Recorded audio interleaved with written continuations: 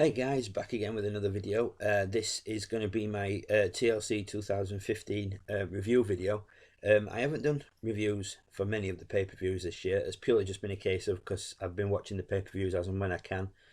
So at times I've been sort of watching pay-per-views after Raws, etc. So, but this time I managed to get it watched. I was hoping to have this video up last night, but unfortunately, due to things, life as it were. I haven't had a chance to finish watching the pay-per-view until last night. So today is the first chance I've had to film my review video. So as this has been posted, it's literally just been finished filming and gone straight up. I have got last night's Raw to watch yet. If that's a good enough one, I may actually do a review on that as well. I haven't done many reviews of Raw. I don't see the point of reviewing Raw every week. As it's usually just utter dirge. I have done a couple of pay-per-view reviews, or maybe one or two, but that's something that I intend to sort of try and do in the future, do more prediction and review shows. So without further ado, I'll get on with my review of the TLC 2015 pay-per-view. I'll be honest, from the start I wasn't actually expecting much from the show, given the fact that the last two pay-per-views have been a bit stale. I mean, there's been one or two really good matches, but other than that, it's been a while since there's been an entire pay-per-view that has had me like, yeah, this was awesome, this was absolutely amazing, what a great pay-per-view. So I wasn't actually going into watching this with very high expectations. So what I'll do is I'll work through them, the pay-per-view match by match. I did make a couple of notes as I was sort of watching the matches. Like I said before, basically because my memory is absolutely shocking. I've made a few notes, so if it does look like I'm sort of looking away, it's just basically just to check the notes I'd made. So the first match was the triple threat match for the tag titles, the ladder match. Absolutely great match, loved it. Some amazing stuff in this match. The Lucha Dragons and the Usos seem to make more use of the ladders than the New Day. Obviously there was a lot of stuff involved. The Kalisto hitting the Salida del Sol on the ladder was just, I was absolutely blown away. I was like everybody in the arena. It's just like that moment of, oh my god, he's just done that. That was just, to me, that was the moment of the night. I mean, there were some great things that night, but that was the highlight of the night for me personally. I was absolutely, like a lot of people, stunned and blown away by that. The first of the bullshit endings. I apologise for my language, but it's just how I feel. Xavier Woods sat on commentary doing what he does best and running his mouth. And then just as it looks like his boys are in trouble, he gets up, throws the trombone and makes the difference and saves the day. Beyond boring now. Absolutely just sick to death of the New Day. I know that's what they're supposed to do as the heels, but really, they're just so annoying. And the fact that people are starting to get behind them now is just, I mean, I've not liked them since day one. I think Xavier Woods and Big E as a heel tag team would be great. Kofi Kingston is not at all convincing as a heel. He's just not got it in him. He really needs to work on his entrance because that skip that he does is just so annoying and it doesn't do him any favours. Great match apart from the bullshit ending. I predicted that on my prediction video, so I was 1 out of 1 from my predictions. Ryback versus Rusev. The build-up was pretty poor, quite boring I found. It's my personal opinion. Obviously all centered around Lana, who was obviously back, and putting the picture on social media of her and Rusev being engaged, totally blew their storyline of her and Ziggler out of the water, and Rusev and Summer Rae. Excuse me. So obviously they had to do something and throw it together quick. Unfortunately, at the moment, WWE's creative team just seems to be throwing together a majority of shite. I wasn't expecting much from this match. I think I was quite right not to. Pretty standard match between those two guys. Neither of them's really exciting. Lana back up to her old tricks, interfering, pretending to be a Rusev victory, which I predicted. So in prediction wise, I was 2 for 2. Swagger versus Del Rio chair match for US title. Nothing here that really blew me away. Pretty average match. If it had been anybody but Swagger, I may have thought for a minute that Del Rio's title would be in jeopardy.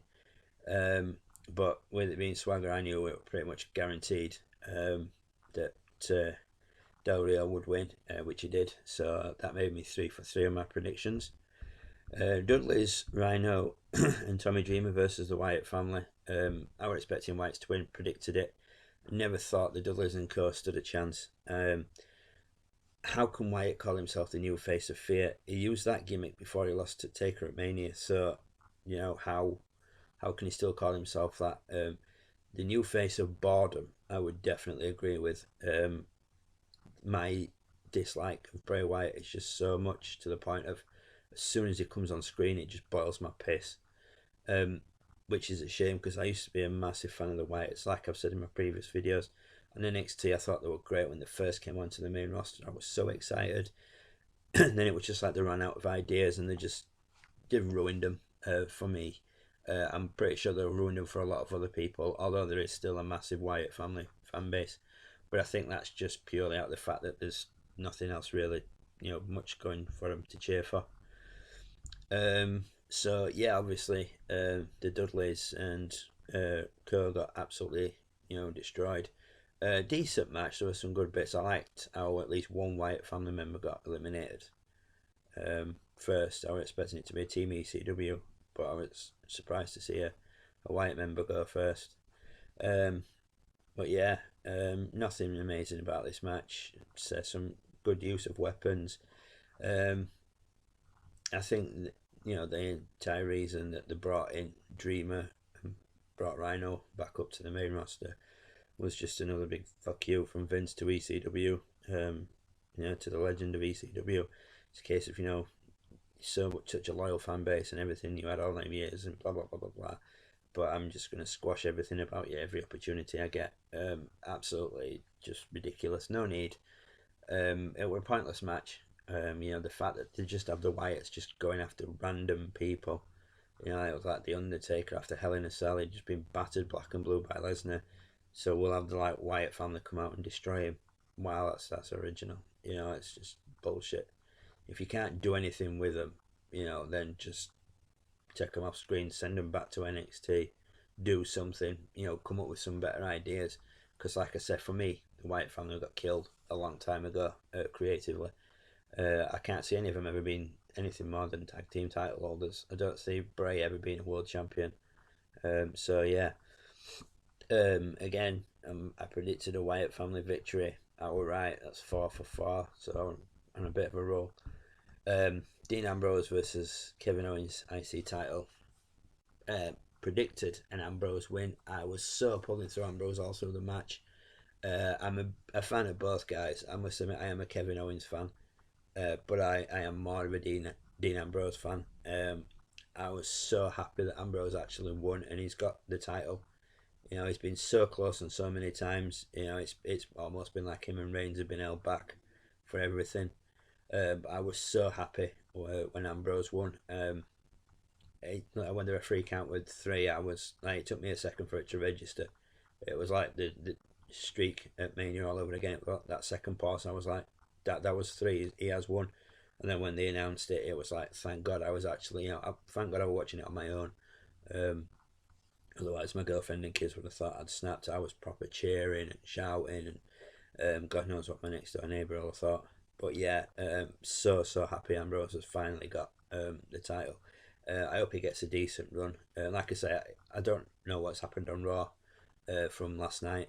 So if he's lost the title, I'm going to be pissed, along with a lot of people.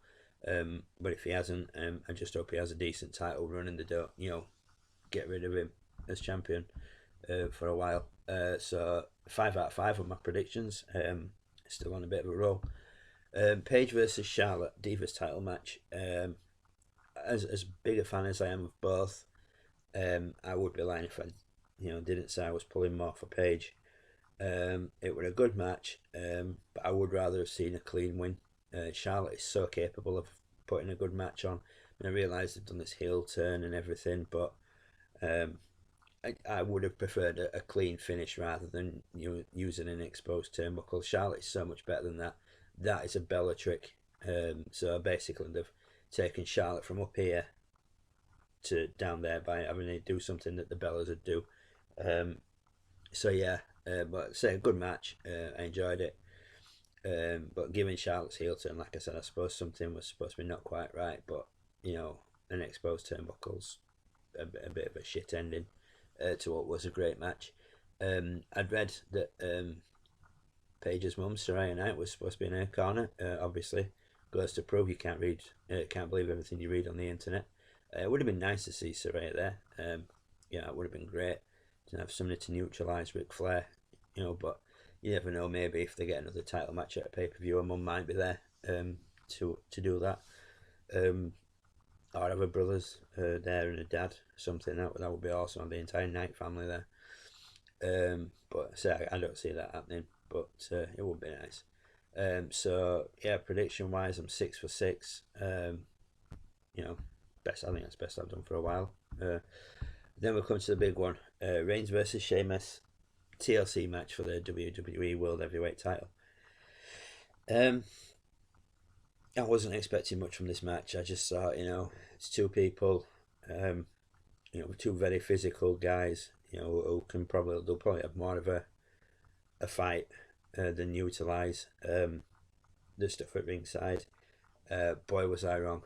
There's times when you like being wrong. That was one of them. It was a great match. I was honestly cheering Reigns on at the end. Again, like I say, it's a good job I was watching it on my own. I was physically sat there after he'd put Sheamus on, out, and he was climbing the ladder, and I was like, come on, man, go on. I was so cheering for him. And then obviously we have the typical bullshit WWE screwjob ending to a pay-per-view.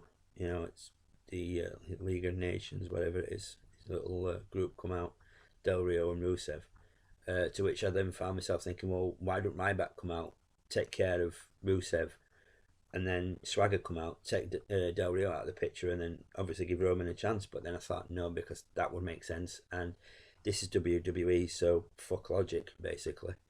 So yeah, bullshit ending. I would rather have seen Reigns win that, outright. God knows he deserves it. Although I haven't seen last night's Raw, I have seen a picture on Facebook. I don't know how true it is. Like I say, I'm going to watch Raw today. So if it is a good show, I'll do a review of the Raw show, post that up probably late tonight or tomorrow. But yeah, overall I enjoyed the pay-per-view. Like I said, it's one of the better ones I've watched this year. I think a few of them have been pretty poor. Apart from the bullshit ending to a couple of matches, it was a pretty solid pay-per-view overall. I don't know if I'm in a minority for thinking that or what, but that's just my opinion. I thought it was quite solid. Certainly, obviously, there were the bullshit endings, the bullshit ending to the Reigns one, and the Charlotte where she needed to use an exposed turnbuckle. But other than that,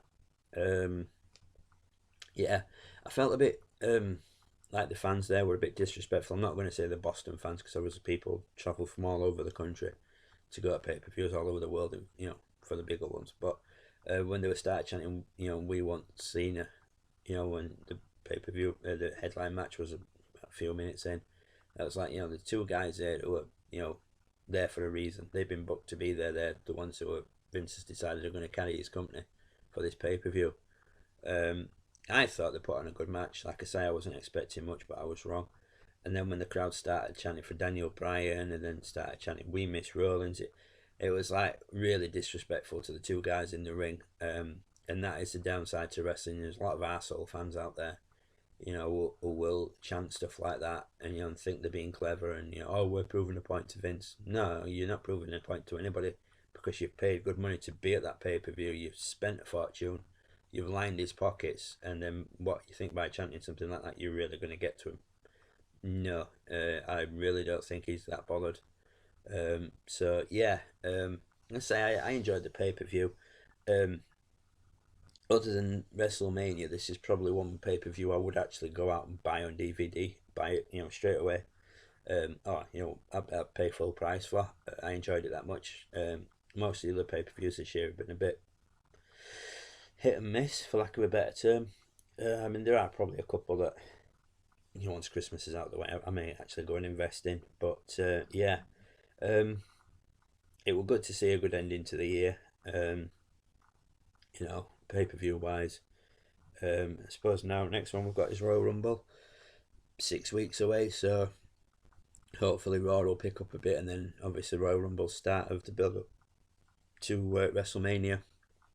So this is when WWE traditionally starts, getting good, and then after Mania it can be hit and miss. But yeah, that was my TLC review video. Hope you enjoyed it. As always, if you have any comments on any of the matches, please feel free to leave them below. Please leave a like if you've enjoyed the video. Leave a dislike if you haven't. Either way, people are entitled to their opinion. Like I said, comment if there's anything you want to say about the pay-per-view. Please subscribe. There's more videos to come in 2016.